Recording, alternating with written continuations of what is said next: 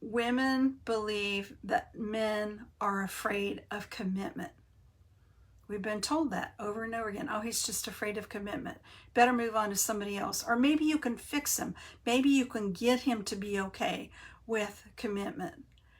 And I gotta tell you, I really think that's a lie. I don't think men are afraid of commitment. I think they want commitment.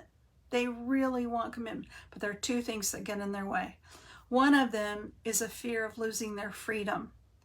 You know, who wants to be constantly monitored and watched after and to be micromanaged, which is one of the things that was part of the curse in the beginning when Adam and Eve were in the garden, right? It was that Eve would try to fix, manage, and control her husband, and he was going to resist her. We have that going on all the time, don't we?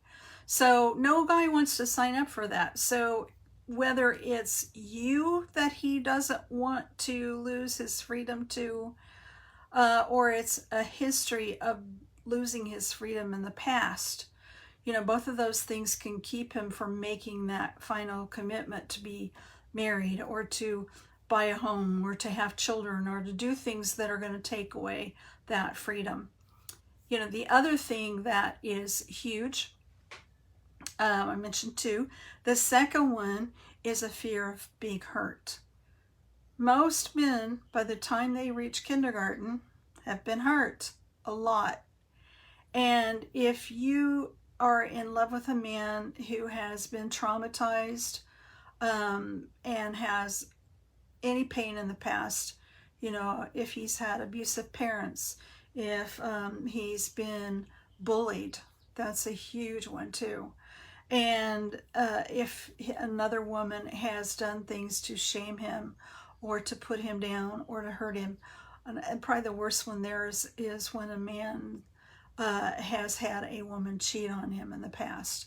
That, believe it or not, it's actually easier for women to move beyond that when a husband has betrayed than when a man has been betrayed by his wife. And I think it goes back to that idea of how sensitive that men really are to those kinds of things. I mean, rejection is hard. I mean, it wasn't that long ago that some of my own rejection issues came up, and maybe that's part of the reason that I've avoided being more on social media. I don't want to be rejected. I don't want to be criticized. I don't want to be dinged, but we're all going to get it. We got to figure out how to move beyond that. And turning around and shaming someone else is not going to help us do any better. In fact, it's going to make it worse. I highly recommend Dr. Brene Brown's information on shame and vulnerability. She does a really good job. Her research is awesome. So if you want to learn how to overcome shame, we can talk about that in another video. Or, if you're in a hurry, you can go ahead and check out Dr. Brene Brown.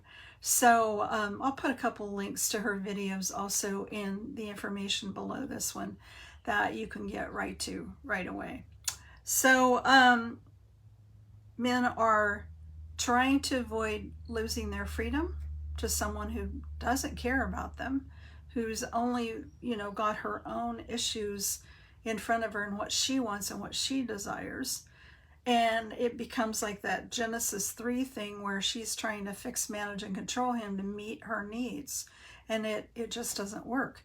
It will backfire on you every single time. But he's also trying to avoid the pain. And the more trauma that a man has in his past, the more reluctant he's going to be to put himself out there and risk being hurt all over again.